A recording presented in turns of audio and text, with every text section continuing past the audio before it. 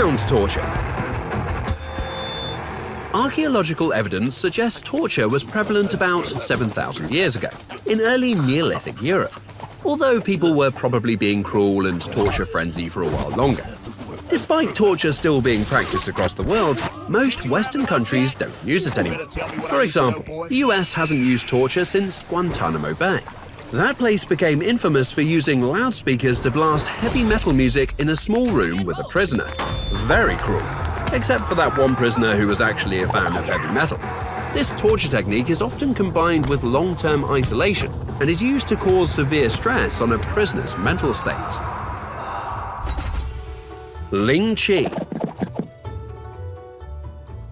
Ling Chi translates to various names like slow process, lingering death, slow slicing, or death by 1,000 cuts. Not a convenient death if you were in a rush. This torture method was part of an execution process used in China around 900 AD. It was also used in Vietnam and Korea. The method was adopted to punish people who committed heinous crimes. In most cases, the condemned person would be strapped to a beam or pole.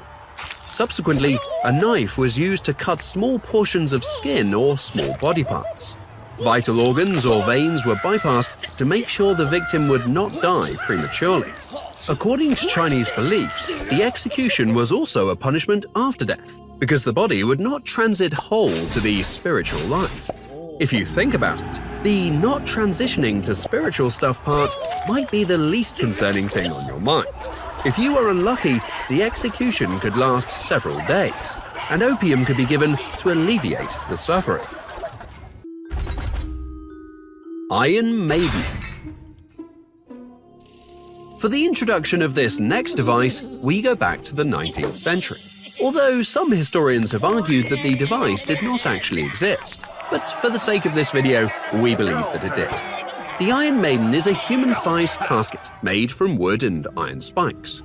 The casket was made of multiple pieces that could be opened to allow a person to enter. The shape of the casket forced the new resident to stand upright for a long time. To make matters worse, the iron spikes would pierce the body of the poor chap inside. The length of the spikes was long enough to pierce the skin and flesh, but were too short to reach any organs or other vital parts. Obviously, this was done to make sure the victim would suffer during their stay, but not necessarily die a quick death. Kind of like staying in a Park Plaza hotel. Keel hauling. The name keel hauling comes from the Dutch word keelhalen. The invention of keel hauling was basically the result of being on a ship combined with Dutch ingenuity to come up with creative punishments with limited resources. The far-stretching Dutch-Asian trading routes had ships sailing the world seas for many months on end. Many cases of misconduct or mutiny broke out on these ships. To crack down on these revolts, captains enforced severe punishments on the agitators. With keel hauling, a long rope dragged the sailor under the hull of the ship. This method could play out in many ways. However, most outcomes were somewhere between bad and very bad. If it was bad, the sailor would be dragged along the hull, which was usually covered in barnacles. These would cause painful lacerations. If the outcome was very bad, the sailor could die from head trauma, hitting the rocking hull, or simply but obviously drowning, which is the worst nightmare for every Dutch person. Rat torture.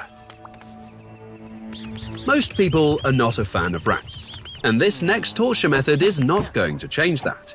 The most famous variant is the bucket rat torture, originating from the Tower of London's Rats Dungeon in the Elizabethan era. A dark cell near the high water mark would draw in rats from the River Thames. The rats started to eat on the limbs of the prisoners while they were still alive, and not a very pleasant experience. During the Dutch Revolt, a pottery bowl filled with rats was placed upside down on the naked body of a prisoner. Hot charcoal was piled on the bowl, making the rats inside the bowl panic. Desperate to escape the heat, the rats would eat their way into the bowels of the victim. This process would be quite horrifying and extremely painful, making the victim die a slow death. Later, several South American dictatorships followed up on the rat torture, with Argentina refining the method to something called a rectoscope. with rats being inserted into a tube so the rats could gnaw their way into a victim's rectum, elaborating on the expression, not giving a rat's ass. Crucifixion. Crucifixion. A bad thing if you're not into slow deaths, but great if you're trying to promote a religion.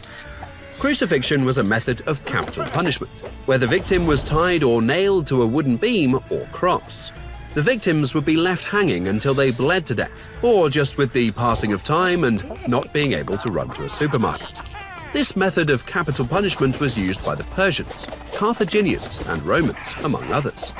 During Emperor Titus's invasion of Jerusalem, many Jews were nailed to crosses. This was done by Jew-hunting Roman soldiers, including Mel Gibson. As mentioned before, victims could be hanged for days or exposed to the environment and being eaten by vultures.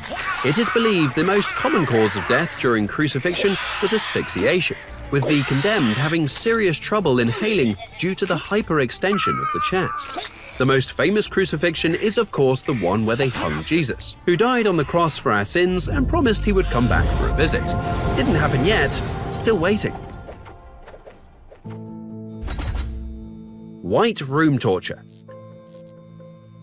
No, not the new clubhouse name of the Proud Boys, but a torture technique using a small cell completely painted white. The effect on the prisoner's mental state would be significant over time. The prisoner would wear white clothing, eat white rice, and drink white milk. With the complete numbing of the senses, the prisoners would experience severe mental stress paired with hallucinations. This torture technique works extremely well for interrogations and is believed to be used in Iranian prisons and by the CIA. The Iranian regime shrugs this off by being totalitarian, obviously. The US just calls it enhanced interrogation instead of torture. It seems both excuses work really well. Scaphism. Floating on water in a little boat sounds relaxing, right? Well, wrong. We are talking about scaphism here, an ancient Persian method of execution and probably one of the nastiest on our list. Before the whole boat floating stuff, you are fed honey and milk. Thereafter, you are strapped between two boats with your limbs hanging out. Next, you just get a small push, and there you are, floating on water filled with swarms of hungry vermin. With uncontrollable diarrhea, it wouldn't take long for the vermin to find their way inside the boat and start eating the passenger's body from the inside out. Yikes! The Brazen Bull. The Brazen Bull, also known as the Bronze Bull, Sicilian Bull, or Bull of Phalaris, was an ancient Greek torture device designed in the shape of a bull, obviously. With one door on the side, the condemned was placed inside of it.